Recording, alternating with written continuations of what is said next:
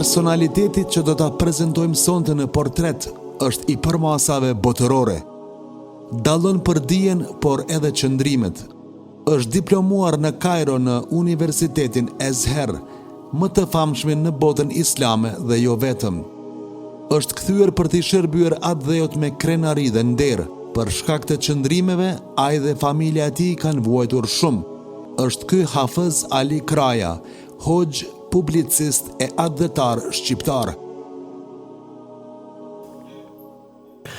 Bismillahirrahmanirrahim. Me emrin e Allahut, mëshiruesit, mëshirbërësit. Hafez Ali Kraja është njëri ndër hoxhallarët që me kontributin dhe angazhimin e tij ka lënë gjurmë të pashlyera në memorien tonë historike. Sikur shumë bashkëkohës të tij, duke parë rrethanat dhe situatën, kishte përvjel mëngët dhe ishte rrekur punës për të mirën e vendit. Nuk ishte punë e lehtë sepse duheshin guxime trimëri, lipse i sakrificë, gjëra këto që i posedonte Hafezi ynë. Përqendrimet prej patriote u internua, burgosë madje u dënua edhe me vdekje, ndërsa nuk u zbrap skur. Është vlerësuar me drejtësi nderi fesë dhe kombit. Në portret, ne do të shfletojmë diç nga biografia dhe veprimtaria e tij e pasur, për të njohur më shumë me të, por edhe me të vërtetat historike që fatkeqësisht janë mbajtur fshehtë e qëllimshëm janë injoruar. Kam përshtypjen se deri më tani keni vënë re të nderuar teleshikues që secili prej figurave që kemi përzgjedhur, shtylla, kyçet, misionit dhe angazhimit ka pasur përveç fesë edhe angazhimin kombëtar dhe arsimor. Tani të shohim kush ishte Hafez Ali Kraja dhe cili ishte kontributi i tij. Hafez Aliu lindi në Shkodër në vitin 1900.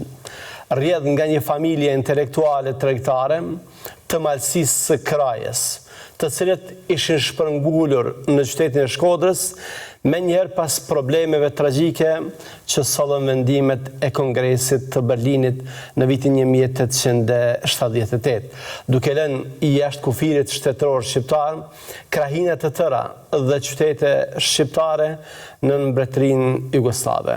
Hafez Aliu kreu shkëlqyeshëm studimet fillore në Shkodër, çka i hapën udhë studimeve të mëtejshme në Kairo, njërin prej qendrave më të njohura universitare të kohës, siç ishte Universiteti i famshëm i Azharit. Zotronte 6 gjuhë, ishte poliglot, gjë që ja mundsonte të njihej më shumë me literaturën botërore dhe të përfitonte dije të madhe. Hafez Aliu e kreu këto gjithë ciklin e formimit të tij teologjik e filozofik dhe pas përfundimit të fakultetit të shkencave islame u kthye në qytetin e tij të lindjes. Nëse ishin ofruar poste në Tiranë në kryeqendër, ndërtoa dhe posti i kryeredaktorit të revistës së famshme Zani Nalt, ai me gjithë këtë kishte parapëlqyer që të shërbente në qytetin e tij të lindjes pra në Shkodër. Në vitin 1924, Muftinia e Shkodrës e cakton si imam të xhamisë së Plumbit, më vonë në xhaminë e Parrucës, Furqeles e në xhami të tjera. Në formimin fetar dhe kombëtar të Hafez Aliut ka ndikuar përveç familjes edhe rrethit dhe ambientin në cilin ai është rritur dhe zhvilluar. Ai jetonte në Shkodër, në këtë qytet kufitar me malin e zi, dhe qysh në veçli familja e tij e kishte bindur dhe e kishte edukuar në atë formë që popujt jetim kanë fat tragjik, janë pa shtet. Po kështu jetonte në një mes dhe ambient që nxorri hoxhallar të shquar dhe të shumë. Kështu që nuk është çudi ta shohim kaq të formuar Hafezin ton. Hafezi ishte ndër ata lider fetar që për pasion kishte politiken. Sigurisht se jo me këto botkuptime tona degraduese për politiken, Ai ishte indikuar nga idetë e djetarit të madh, Ebu Hamid Gazaliut, i cili politikën e shehte si mjet të ndershëm të realizimit të një jete të dinjitetshme. Njeriu si mëkëmbës i Zotit në tokë, ose si halife në gjuhën kuranore, duhet të mbajë rendin dhe drejtësinë. Gjëra këto aq të domosdoshme për zhvillimin e një kombi, e një vendi. Pra, kemi të bëjmë me koncepte të pastra dhe njerëz qëllimir që politikën nuk e kanë mjet për të përfituar personalisht, por e kanë mjet për interesin shoqëror. Nëse ndalemi dhe lexojmë Hafez Aliun, shohim se bindjet e tij fetare ishin ato që e kishin shndruar atë në një personalitet të këtill, duke pasur besimin në Allahun dhe duke shpresuar në shpërblimin e tij, ai nuk kishte frikë askënd tjetër përveç Allahut. Fjalët e tij që i ka thënë meritojnë që të shkruhen me ngjyrë are. Hafez Aliu ka thënë kësaj: i jap llogari më parë të lumit Zot, gjyqi i cilit është më e rëndësishme. Jam kryenalt që jam munduar me krye misionin fetare kombëtar, për sa ka mujt, lë Zotin të më falë për mungesat që mund të kem ba në kryemjen e këtij misioni. Duke qenë në dieni për nevojën e madhe të bashkimit kombëtar, pa dallim përkatësie fetare, ai punonte që harmonia ndërmjet nesh të ishte në nivelin e duhur. Ishte shembull edhe personalisht për këtë. Fjalimi i tij në varrimin e poetit Gjergj Fishta është vlerësuar shumë dhe vlerësohet edhe sot e kësaj dite. Hafez Aliu ishte i ndjekur e i përbuzur nga disa regjime, qoftë nga zogu, qoftë nga fashizmi, qoftë nga komunizmi. Me këtë të fundit, ai pati fatin më të keq. Ishte kohë e rëndë dhe me rreziqe të mëdha. Hafez Aliu, pavarësisht këtyre rreziqeve, ndërmori predikime fetare të veçanta kundër ideologjisë komuniste, siç është fjala e mbajtur para besimtarëve në xhamin e Fushëlës, ku ai ju drejtua xhamatit ose audicionit me hutben ç'është komunizmi dhe cilat janë pasojat e tij për popullin shqiptar. Në vitin 1944, duke parë rrjedhën e ngjajeve, ai i vihet punës për krijimin e një besëlidhje të përgjithshme, si një front antikomunist i cili midis tjerash do të hynte në kontakt me forcat aleate dhe do t'ju kërkonte atyre zbarkimin menjëherë pas largimit të trupave gjermane. Por, fatkeqësisht, komunizmi nga dita në ditë fuqizohej e ashpërsohej. Ka një trajtesë interesante që zbulon sheshazi planin famkes të komunistëve për zhdukjen e fesë. Komunistët e konceptuan terrorin kundër fesë në dy periudha. Deri në vitin 1967 u bë likuidimi fizik dhe organizativ i klerit, ndërsa pas kësaj periudhe u vazhdua me program likuidimi total të objekteve fetare, duke mos kursyer as ato që konsideroheshin monumente të kulturës. Në fund të kësaj loje të pist, nga 1306 hoxhallarët ekzistues, mbetën fare pak të mbjetuar. Mjafton të kujtojmë se në vitin 1945, sipas statistikave të Bashkisë Islame të Shqipërisë, në gjithë territorin shqiptar kishte plot 1127 xhami e 17 medrese, të cilat pothuajse u rrafshuan që të gjitha. Janë më shumë se 60 hoxhallar musliman të persektuar e të pushkatuar. Hafez Ali Kraja është pjesë e kësaj ploje bashkë me Hafez Ali Korçën, Hafez Ibrahim Dalliun, Hafez Ismet Dibrën, Hafez Sabri Koçin e shumë të tjerë. Kjo dëshmohet edhe nga vetë Hafez Aliu. Në vitin 1965, kur kishte qenë 3 vite në ilegalitet dhe kishte mbajt 18 vite burg, Hafez Aliu ishte liruar nga burgu. Të nesërmen në shtëpi i shkon për ta uruar Patër Mëshkalla, një prift i njohur franceskan i cili më vonë u arrestua dhe u pushkatua. E pyet prifti Hafez Aliun se çfarë kishte të reja nga burgu i Burrelit ku kishte qenë i burgosur. Hafez Aliu i kishte thënë, nuk ke me kënd të bisedosh, të gjithë kanë vdekur. Pra, kjo është dëshmi se një numër i madh i atyre që kanë qenë burgosur janë vrarë ose kanë vdekur nga torturat e burgut. Siç duket, kjo përgjigje e Hafez Aliut përkon me këtë etapën e parë të spastrimit komunist, pra likuidimin fizik të klerit shqiptar. Historia ka regjistruar edhe një dëshmi e cila shfaq vuajtjet e Hafezit dhe sakrificën e familjes tij. I biri Mehdiu thot, unë kam thirr babë në shtëpi për herë të parë më 12 dhjetor 1965, atëherë kur babai im u lirua prej burgut të Burrelit. Këtë emën babë e kam thënë në moshë të rritun, e kam thënë edhe më parë, mirë po vetëm kur ka qenë babai në burg. Kur Hafezi ishte burgosur, Mehdiu ishte 2 vjeçar. Asimi, djali tjetër i Hafezit, 4 vjeçar dhe vajza e tij Felekeja ishte 6 muajshe. Pra, nuk ishte vetëm Hafezi ai që vuante, por bashkë me të edhe familja e tij. Madje me urdhër të shtetit, në 1945, Komisioni posaçëm për konfiskimin e pasurisë së të arretisurve dhe dënuarve politik, nëpërmjet një urdhri famkeq të lëshuar nga Këshilli i Prefekturës së Shkodrës, e ka futur në listën prej 28 emrash, të cilëve do t'ju konfiskohej pasuria.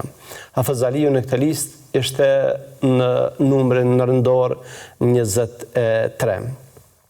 I biri i tij Mehdiu na tregon për tmerrin e konfiskimit të pasurisë. Policët që erdhën për konfiskim dhe morën tekstualisht gjithçka, deri edhe lampadari, madje edhe portolampën. Atë natë, thot Mehdiu, ushtrim me fjetë për dysheme. E mbetëm lakuriq, pa dyshek, pa jorgan, leri më mobiljet. Shtëpia jone vjetër ishte e madhe, 3-katëshe, me telis. Babai e kishte mobiluar me shije me rak të madh, i kishte mobiluar 2 dhoma me orëndit të përzedhura, njërën alla franga e tjetrën alla turka, i morën të gjitha. Familja e Hafez Aliut, siç merret mend, mbeti në mshirë të fatit, me 3 mitur në kujdesin e nën Zejnebës e gjyshes, sepse edhe xhaxhallarët e së kohe, Hushi dhe Maliqi, kanë qenë të arrestuar. Që të dy provuan tortura të tmerrshme në hetuesi, që të tregonin se ku ishte fshehur i vllai, pra ku ishte fshehur Hafez Aliu. Kaluan madje edhe në karrige elektrike, por ata nuk e nxarën, nuk treguan për të. Mehdiu vazhdon tregimin e tij, filluan ta torturojnë edhe nënën, por Zoti deshi dhe Bahri Kopliku ndërhyri, që ishte mjek ligjor, i cili i jepte raport se nëna ishte sëmur, rënë në zemër dhe ata kishin frikë mos po u mbetej në dorë. Por ata shpiken një torturë edhe më të tmerrshme. Ka qenë një hetues xhahil, thot Mehdiu, një durlaç lekiqi. Ai në merte neve 2 vëllezërve dhe para syve të nënës na përplaste kokat me njëri tjetrin. Që kjo tu mos e duruat mizori, le të tregon për Hafezin se ku ishte fshehur. Dhe kjo, thot Mehdiu, na ndodhte për ditë. Atëherë lagja, sa herë që na shehte me nënën, se na shtinin në makinën e këtij durliqit, dhe mandje kur dilnim, kokat tona ishin të ajntura e me gjunga, filloi me sajue. Sa po shenim se po vjen makina e tij në lagje, vraponin dhe na fshehnin. Përftyroni, Unë isha vetëm 3 vjeç, e vllau jem 4,5. Na i përpleste kokat fort. Neve na binte të fikët, ndërsa a i zgërdihej. Prej asaj dite është kujdes lagja. Kasapin e epte mishin pa pare. Dyqangjin të forgjiu po ashtu. Në rrugë në shkollë jemi rrit në thirrjet përbuzëse bejtë e armikut të popullit. Nuk kishte natë që në shtëpinë tonë të mos vinte kontrolli. Që njom, që i ri, fillova me mësu e me punu zanatin e marangozit. Në fillim, për shkak se isha i papërvoj, i këputa 2 gishtat e njerëz dorë, dhe ashtu kam punu e të njetën. Motra u fut në një kurs robagjepsie, por s'mundi me mbarue, se debuan se e prekur. Të tanve në ka rrit nana me majën e gjylpanës. Ishin familje e madhe, por nanës i kishte falë Zotin një dhunti. Ajo ishte robaqepse zonja dhe bënte jorgana. Mehdiu vazhdon me rrëfimin për vuajtjet e familjes, por edhe për histori tjera që janë vërtet me rëndësi. Ngjarja më e rëndë, thot Mehdiu, ka qenë përjashtimin nga gjimnazi. Në ato ditë na erdhi lajmi internimit ton familjar në Bajramcor. Atje në fillim me mezi shpëtuan vdekjes. Kemi banuar në një dhomë të errët mulliri. Sa herë binin shirat, uji vërshante dhe përmbyste krejt dhomën. Ma vonë u zuna për punë dhe fillova me punue. Pikrisht atëherë i thash nanës tem, bolli e rëbtu e vetë, tu e ra në bazë babës, tash jam rrit unë, do të blej vetë babës ushqim dhe do të shkejt të shoh atë. Kështu vazhdova, deri kur baba u lirue prej burgu.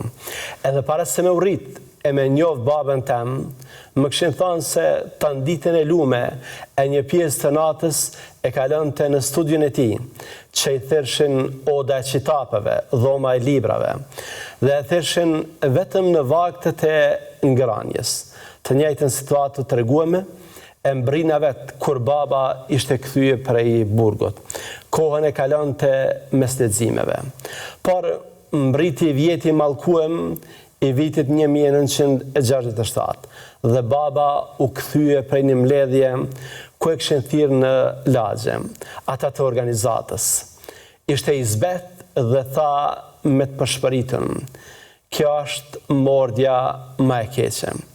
Organizata e lagjës e kishte ordnue Hafëzin që të nesërmën duhet të arruante mjekrën dhe të dorëzonte biblioteken. Kjo për të ishte më e rëndë se vdekja. Biblioteka vlerësohej me 700 Napoleona arë, një ndër bibliotekat më të mëdha në Ballkan. Pjesa më e madhe e librave shkojnë në fondin e bibliotekës kombëtare në Tiranë. Një ndër ata që zgjodhi libra me i marrë për vete, ka qenë edhe Jup Kastrati, i njohur për marrjet e librave edhe prej bibliotekave të konfiskuame të priftave franciskan.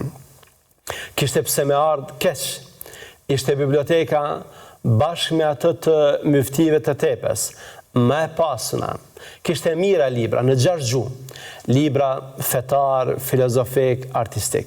Mua më dha me tërhiq një 700 kopje të librit, a duhet feja, a e pengon bashkimin kombëtar. Hapa një grop, i mbështolla me mushama dhe i groposa, mbi të mbolla një fik. Kur e kam qelë gropën, munda me nda vetëm 17 kopje në gjendje të mirë. Pjesa tjetër ishte kalbur. Hafez Aliu ishte ndër ato personalitetet që kontribuan me vepra e shkrime. Ishte edhe publicist. Duke qenë vetëm 33 vjeçar, shkroi veprën që e përmendëm pak më parë, a duhet feja, e pengon feja bashkimin kombëtar. Një vepër ku gërshetohet analiza e hollë e fakteve me argumentin filozofik e teologjik, duke kombinuar çuditshëm erudicionin fetar kuranik me traditën e filozofisë së lashtë, klasike e post-klasike. Referencat e shumta nga filozofët si Sokrati, Platoni, Aristoteli, Descartes, Spinoza, e deri te Gustav Le Bon, ndërtuarën vazhdimisht me filozofët e lindjes, me komentuesit e Kur'anit dhe me thënjet e profetit Muhammed, paqja e Zotit qoftë mbi të. Hafizi kishte frika të që më vonë u bë realitet makabër në Shqipëri, ateizmin. Parathënjen e librit e përmbyll duke u lutur. Këtë parathënje të shkurtër po e përmbyll duke e lut të madhin Allah, me ruajt popullin shqiptar prej ateizmit, që është një humner e rrezikshme për këmbë edhe. Në kapitullin Islami dhe ateizmi, a i shprehet kësaj: çdo musliman më parë se çdo gjë beson se gjithësia është vepër e një krijuesi. Hafiz Ali Kraja shihet si një lider përparimtar që me tërqenjen dhe me gjitha mundësitë që kishte në dispozicion, ishte vënë në shërbim të popullit dhe atdhejot. Për këtë arsye, e donin dhe e çmonin të gjithë, pavarësisht përkatësisë fetare që kishin. Zef Plumbi në kujtimet e tij për Hafiz Ali Krajen ka thënë: Hafiz Ali Kraja ishte njeri i madh për kohën, e padyshim njeri ndër hoxhallarët më të ditur. Kishte përfunduar studimet universitare në Kairo të Egjiptit dhe njihej si një teolog musliman që dinte gjuhë të shumta dhe ishte gojë ëmbël. Bajram Hereni, i dënuar politik në kampin e bubullimës, kujton kohën kur ishte i burgosur bashkë me Hafizin dhe thotë: në gjithë kampin, dytë burgosur politik arrenin gjithmonë veçmas të tjerëve. Ata ishin Hoxha Hafiz Ali Kraja dhe Anton Mëshkalla. Ne jemi më mirë se këta që po na ruajnë, thoshin, sepse ne kemi vetëm trupin të burgosur, por jo dhe shpirtin. Shpirtin e kemi të lirë, ndërsa ata që i shërbejnë regjimit, ata shpirtin e kanë të burgosur, ndërsa trupin të lirë. Një dritë trupi ynë do të lirohet, kurse shpirti i tyre nuk do të lirohet asnjëherë.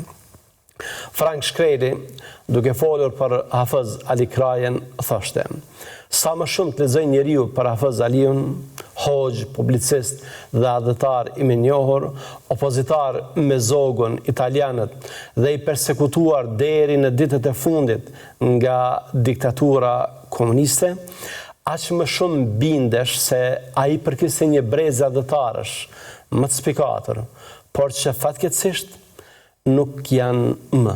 I përkiste atij brezi që mbi të gjitha, megjithse jetuan në kohra shumë të vështira se sot, qoftë rrethana politike, ekonomike e tjerë, ishin mbrojtës të patundur të idealeve dhe interesave kombëtare të shqiptarëve, pa dallim feje a krahine. Hafiz Aliu ishte një personalitet i rrallë i cili gjatë gjithë jetës promovoi ideale dhe vlerat e përbashkëta të gjithë shqiptarëve. Për fat të keq, si shumë të tjerë patriot të asaj kohe, edhe Hafiz Aliu ishte i ndjekur, i përbuzur nga disa regjime, qoftë nga zogu, qoftë nga fashizmi, qoftë nga komunizmi. Duke lexuar për jetën e Hafiz Ali Krajës, thot Frank Shkreli, nuk mund të mos bëjmë pyetjen se si do të ishte sot Shqipëria dhe shqiptarët nëse në shekullin e kaluar do të kishin fituar pikpamjet e adhëtarëve dhe propagandimorëve patriotëve siç ishte Hafiz Ali Kraja. Pra idet dhe pikpamjet progresive të hoxhallarëve tanë po të përvetësoheshin me kohën nga shteti e jo të luftoheshin, sot do të ishim përkra vendeve më të zhvilluara që njeh bota. Pas daljes nga burgu ku qëndroi 18 vite, pra në vitin 1965, Hafizi kthehet në shtëpi, pranë familjes së tij e cila kishte vuajtur aq shumë. Hafizi shqetësonte edhe me heshtjen e tij, andaj ishte vënë në mbikëqyrje. I biri i tij Mehdiu rrëfen këtë periudhë të jetës së Hafizit, të jetës së rëndë të tij, e thot, pas kthimit në shtëpi në vitin 1965, mbriti viti i mallkuar i 67-ës dhe baba u kthye prej një mbledhje ku e kishin thirrë në lagja ata të organizatës. Ishte i zbet dhe tha me të përshpëritëm, kjo është mordja më e keqe. Organizata e lagjës, siç e përmendëm edhe më parë, e kishin urdhëruar që nesër me Hafizi duhet të harruante mjekrën dhe të dorëzonte bibliotekën. Biblioteka e tij kishte rreth 10.000 libra dhe ajo fatkeqësisht ishte grabitur. Pasuria dhe librat e tij u konfiskuan. I vendosur përballë sfidës së tjetërsimit në njeriu e ri, Hafiz Aliu zgjodhi që të ngujohej në shtëpinë e tij. Intelektuali opozitari pushtetit, studiuesi i hollë dhe poliglot i ditur, zgjodhi të kaluante vetë aktin e fundit të jetës. 2 pasazhe nga shënimet e Hafiz Ali Krajës tregojnë bilancin e jetës së tij të trazuar. Ai thoshte: "Unë jap llogari më parë të lumit Zot, gjyqi i të cilit është më e rëndësishme. Po kështu thoshte, jam kryenalt që jam mundue me kry misionin fetar e kombëtar për sa ka mujt. E lutë Zotin të më falë për mungesat që mund të kem ba në kryemjen e këtij misioni." Kështu, në këtë gjendje, në vitin 1970, vdes duke lënë pas vete gjithë këto vepra kujtime të mira. Në ndarje do donim që përzgjedhim disa mësime që konsiderojmë se na shërbejnë në jetën dhe veprimtarinë tonë. Në radhë të parë, ne mësojmë për rëndësinë e besimit në ballafaqimin me sprovat. Tekstualisht, Hafiz Aliu ka thënë kësaj: "Besimi është gurra që njeriu ja bën jetën të këndshme dhe jep shpresa për lumturinë. Besimi është ai që në fakt i jep kuptim gjërave. Burgu, sado i keq, për ata që e kanë besimin e fortë, është vetëm burg fizik, jo dhe shpirtëror. Prandaj Hafizi me të drejtë i shehte të burgosur ata që i shërbenin sistemit komunist, jo ata që e kundërshtonin atë. Ateizmi vazhdon të jetë rrezik edhe sot e kësaj dite për shoqërinë njerëzore. Ateizmi është ideja më e parësyeshme dhe qasja më e gabuar ndaj besimit. Ateizmi ka aftësinë për të prodhuar sisteme njerëzore, siç është komunizmi. Prandaj duhet zhvlerësuar si qasje ide me trajtesa shkrime, ligjërata e publikime, ashtu siç bëri Hafizi ynë. Mësim tjetër që e marrim nga jeta dhe veprimtaria e Hafiz Aliut është ai për harmoninë fetare. Harmoninë të cilën duhet ta ruajmë, sepse përballë armiqve jemi më të fortë. Ata që nuk na duan sigurisht se mundohen që të na përçajnë ndërmjet nesh dhe kësaj të na heqin qafe. Ky është Hafiz Aliu, një burr me vlera të mëdha, për të cilin Allah me lutim që ta ketë mëshiruar. Në takimin tonë të radhës do të njihemi me një kolos tjetër dhe deri atëherë Zotin e lutim që neve dhe juve na ketë në mbrojtjen e tij. Assalamu alaikum.